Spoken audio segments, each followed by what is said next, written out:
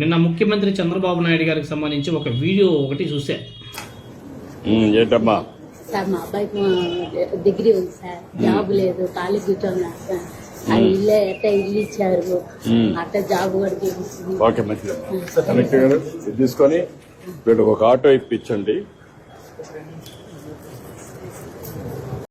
ఏదో ఒక మహిళకు ఇల్లు ఇచ్చాడంట, దానికి గృహప్రవేశానికి వెళ్ళాడు. చాలా బాగుంది, మంచిదే. పేద మహిళలకి ఇల్లు ఇవ్వడంలో తప్పేం లేదు, దాన్ని ఎవరు కూడా ఖండించకూడదు. అది మంచి పద్ధతి, ప్రభుత్వాల యొక్క బాధ్యత. తర్వాత ఆ మహిళ చంద్రబాబు నాయుడు గారితో ఇంకొక మాట అన్నది. సార్, మీరు మంచిగానే మాకు ఇల్లు ఇచ్చారు, థ్యాంక్స్. మీరు ఎప్పటికీ మా మధ్యలోనే ఉంటారు.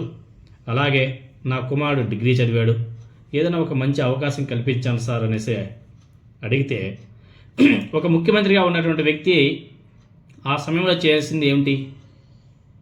ఎలా రిప్లై ఇవ్వాలి?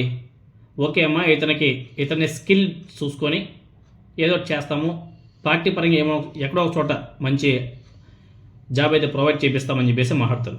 పార్టీ పరంగా, ప్రభుత్వం పరంగా కాదు. ప్రభుత్వం అంటే చాలా ఉంటాయి.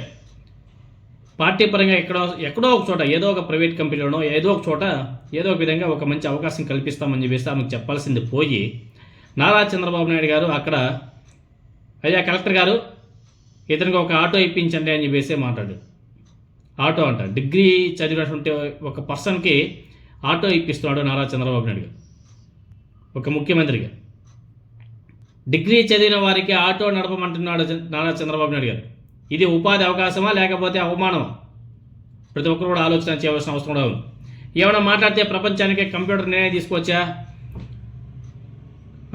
ఇప్పుడు అమరావతిని క్వాంటమ్ సిటీగా చేసేస్తా, డ్రోన్స్ ఎగరేస్తా, ఏవో చెప్తారు కదా.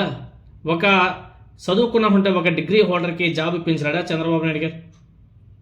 తన హెరిటేజ్ కంపెనీలోనే ఏదో ఒక చోట ఏదో ఒక మంచి జాబ్ ఇప్పించవచ్చు కదా. ఒక ముఖ్యమంత్రి డిగ్రీ హోల్డర్కి ఆటో ఇవ్వాలని కలెక్టర్కి సూచించడం ఎంతవరకు సమంజసం? ఇప్పుడు ఈ వ్యాఖ్యలు సోషల్ మీడియాలో బీభత్సంగా వైరల్ అవుతుంది. ఆ వీడియో అయితే నా సామాన్యంగా రచ్చే.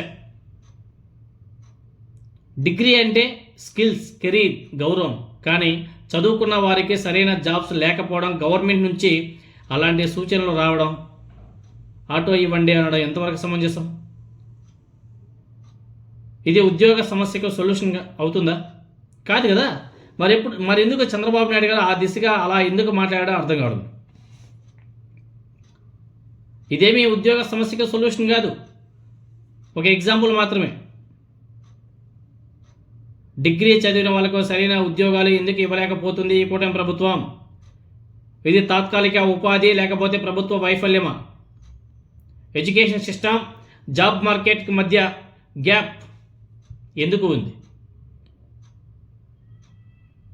మీరు ఇలాంటివి చెప్పడం ద్వారా యువతలో నెగిటివ్ మెసేజ్ వెళ్ళదా?